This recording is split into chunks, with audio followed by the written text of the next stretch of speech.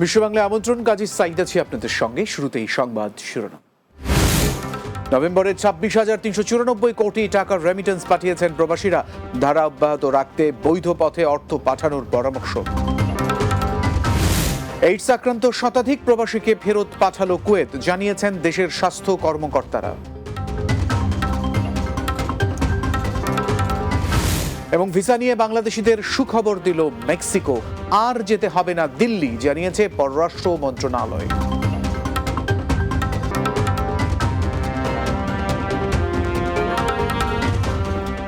শিরোনাম শুনছিলেন, এবারে বিস্তারিত খবর। নভেম্বর মাসে প্রবাসীরা বৈধ পথে ব্যাংকিং চ্যানেলে দেশে পাঠালেন 219,95,10,000 বাংলাদেশি মুদ্রায়, যা 26,394 কোটি টাকা। অর্থাৎ নভেম্বরে প্রবাসীরা প্রতিদিন দেশে পাঠালেন 7,33,17,000 গত 4 মাসে রেমিটেন্স এসেছে $2 বিলিয়ন বেশি। রোববার এই তথ্য প্রকাশ করেছে বাংলাদেশ ব্যাংক। আগের বছর 2023 সালের নভেম্বর মাসের চেয়ে বেশি রেমিটেন্স এলেও অক্টোবরের চেয়ে কম প্রবাসী আয় এসেছে। আগের বছরের নভেম্বর মাসের রেমিটেন্স এসেছিল $193,40,000। চলতি অর্থ বছরের অক্টোবর মাসের রেমিটেন্স এসেছে $239,50,80,000। এইচআইভিতে আক্রান্ত শতাধিক প্রবাসীকে দেশে ফেরত পাঠানোর কথা জানিয়েছে কুয়েত। দেশটির বার্ষিক এইডস ও যৌন রোগ সম্মেলনে এমন তথ্য জানান স্বাস্থ্য কর্মকর্তারা। এক প্রতিবেদনে মধ্যপ্রাচ্য ভিত্তিক গালফ নিউজ এই খবর জানিয়েছে। কুয়েতের সুরক্ষা নিশ্চিত করার একটি অংশ হিসেবে এইচআইভি পজিটিভ প্রবাসীকে তাদের দেশে ফেরত পাঠানো হয়েছে বলে জানান কুয়েতের জনস্বাস্থ্যের পরিচালক ডাক্তার ফাহাদ আল কামলাস। তিনি জানিয়েছেন, কুয়েতের নাগরিকদের মধ্যে 165 ও প্রবাসীদের মধ্যে 100 জনেরও বেশি মানুষের পরীক্ষা করা হয়েছে। প্রয়োজনীয় সব প্রক্রিয়াও সম্পন্ন হয়েছে। কুয়েতের জাতীয় এইডস প্রতিবেদন 2023 বিশ্ব স্বাস্থ্য সংস্থার কাছে জমা দেওয়া হয়েছে বলেও জানান তিনি। মেক্সিকোর ভিসা পেতে বাংলাদেশি নাগরিকদের দিল্লির দ্বারস্থ হতে হয়। তবে এখন থেকে দিল্লিতে না গিয়ে বাংলাদেশি নাগরিকরা মেক্সিকোর এশিয়া প্যাসিফিক অঞ্চলের যে কোনো দূতাবাস বা কনসুলেটে ভিসার জন্য আবেদন জমা দিতে পারবেন। রোববার পররাষ্ট্র মন্ত্রণালয়ে এক সংবাদ বিজ্ঞপ্তিতে এমন তথ্য জানিয়েছে। বিজ্ঞপ্তিতে জানানো হয়, বাংলাদেশি নাগরিকদের ভিসার আবেদনের জন্য নয়াদিল্লিতে মেক্সিকান দূতাবাসে যোগাযোগ করতে হতো। মেক্সিকান সরকারের নতুন ঘোষিত সুবিধার আওতায় বাংলাদেশি নাগরিকরা এখন থেকে এশিয়া প্যাসিফিক অঞ্চলের যে কোনো মেক্সিকান দূতাবাস বা কনসুলেটে ভিসার জন্য আবেদন জমা দিতে পারবেন।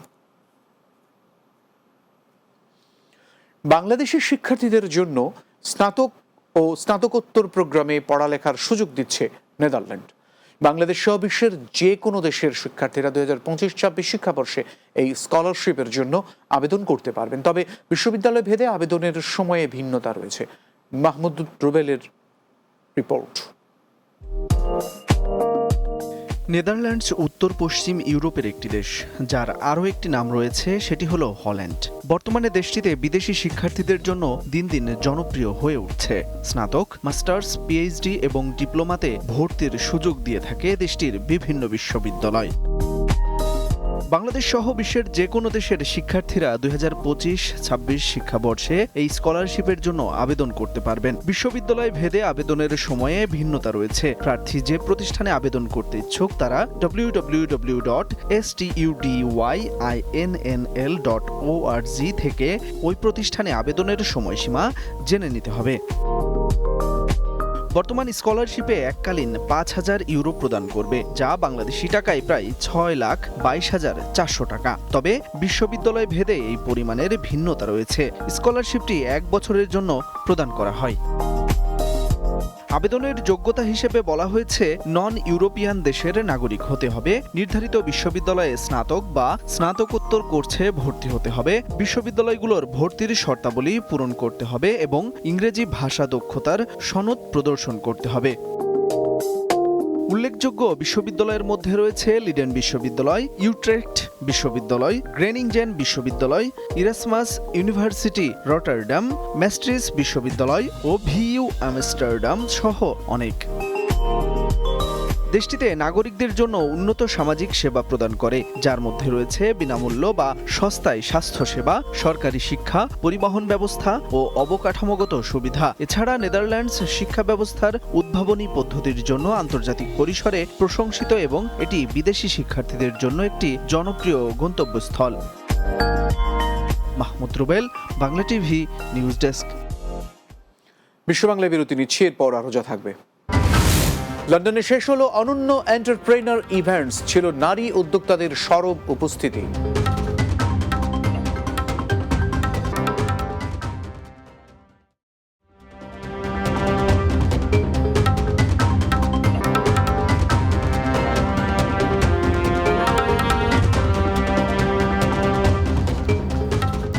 বিরতির পর বিশ্ব বাংলায় আরো একবার স্বাগত।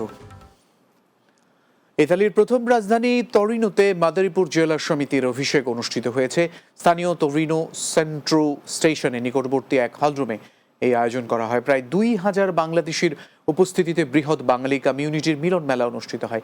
সংগঠনের সাধারণ সম্পাদক মোহাম্মদ পলাশ হাওলাদারের পরিচালনায় অনুষ্ঠানে সভাপতিত্বে করেন নবনির্বাচিত সভাপতি মোহাম্মদ সেলিম মিয়া।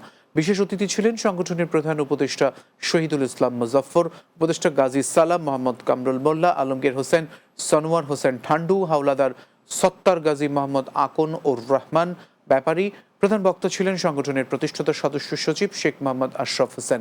সার্বিক সহযোগিতায় ছিলেন সংগঠনের সাংগঠনিক সম্পাদক বাশার মাতুব্বর, সহ সাংগঠনিক সম্পাদক মিলন শেখ, ইমরান হাওলাদার, সিনিয়র সহ সভাপতি সুমন ব্যাপারী, সহ সভাপতি আজিজুল ফকির, আজাদুল ইসলাম, আনোয়ার হোসেন লিটন মুন্সি, কালাম শেখ, জাহিদুল ইসলাম, মুরাদ হোসেন, বায়াজিদ খান, শহীদ মাতব্বর, সিনিয়র যুগ্ম সম্পাদক ইউসুফ মাতব্বর, শাহিন মাতব্বর, মিজান মিয়া, মারুফ খান, সরওয়ার মৃধা ও সিদ্দিকুর রহমান সহ অনেকে।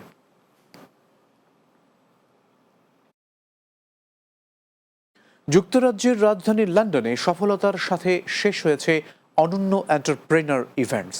পূর্ব লন্ডনের রমফোর্ড রোডের একটি ইভেন্টস হলে এই আয়োজন করা হয়। এতে ছিল নারী উদ্যোক্তাদের সরব উপস্থিতি। লন্ডন ব্যুরো চিফ চৌধুরী মুরাদের প্রতিবেদনে বিস্তারিত। লন্ডন ব্যবসায়ী ক্ষুদ্র নারী ব্যবসায়ীদের নিয়ে অনুষ্ঠিত হয়ে গেল অনন্য এন্টারপ্রেনার ইভেন্টস। এই ইভেন্টসটি স্থানীয় নারী উদ্যোক্তাদের সমর্থন ও সহযোগিতা প্রদর্শনের জন্য করা হয়েছে বলে জানান এর উদ্যোক্তা সাবরিনা হক। আজকের ইভেন্টের মাধ্যমে আমি তাদেরকে উৎসাহিত করার পাশাপাশি তাদের সুন্দরভাবে আরও বিজনেসটাকে সুযোগ সৃষ্টি করে দেওয়ার জন্য আজকে আমার একমাত্র লক্ষ্য, তাদেরকে আমি যেন এভাবে সহযোগ করতে পারি। সোমবার পূর্ব লন্ডনের রমফোর্ড রোডের একটি ইভেন্টস হলে অনুষ্ঠিত MLI event coordinator Shamima Tonni, organiser Rabia Papiya, Aziza Sumi, Irin Arju, host হিসেবে শামিমা তন্নি, কিশোর মুনিয়া, অতিথি হিসেবে Ain TV CEO Ataullah Faruk, Newham chair councillor Rahima Rahman, mayor councillor Mohammad Mujibur Rahman, mayor councillor Moin Kadri, councillor Kashif Harun, councillor Foyzur Rahman, councillor Saida Chowdhury, councillor Syed Gani, former councillor Ayesha Chowdhury, barrister Tarek Chowdhury, Hillside ট্রাভেলসের হেলাল খান ও আরও অনেকে উপস্থিত ছিলেন। আমাদের ছোট ছোট ব্যবসাগুলোকে টেনে তোলার একমাত্র উপায় হচ্ছে এই ধরনের আয়োজন। আমাদের মধ্যে ব্রিজিং তৈরি হচ্ছে, আন্ডারস্ট্যান্ডিং তৈরি হচ্ছে। আমি মনে করি এই ধরনের আয়োজন আমাদের মহিলাদেরকে আরো উৎসাহিত করে।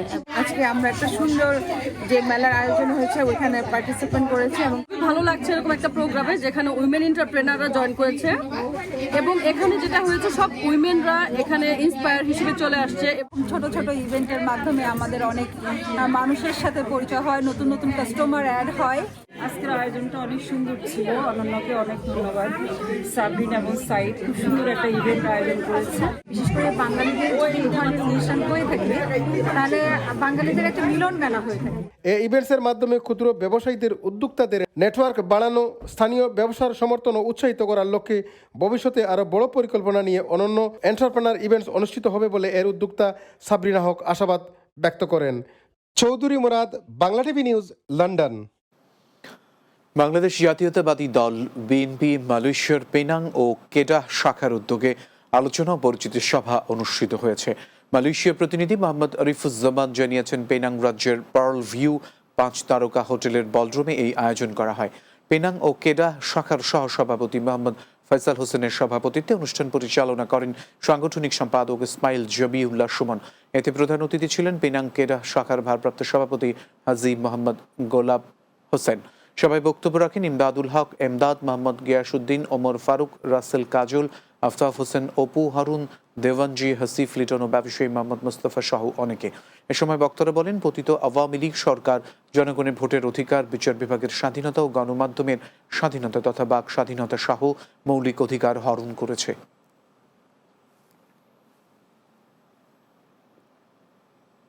বিশ্ব বাংলা শেষ করব, তার আগে এক নজরে সবগুলো শিরোনাম জানাবো।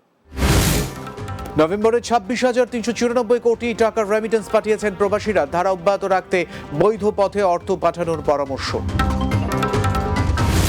এইডস আক্রান্ত শতাধিক প্রবাসীকে ফেরত পাঠালো কুয়েত, জানিয়েছেন দেশের স্বাস্থ্য কর্মকর্তারা।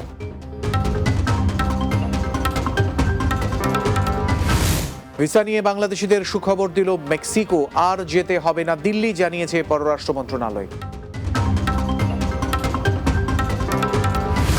এবং লন্ডনে শেষ হলো অনন্য এন্টারপ্রেনার ইভেন্টস, ছিল নারী উদ্যোক্তাদের সরব উপস্থিতি।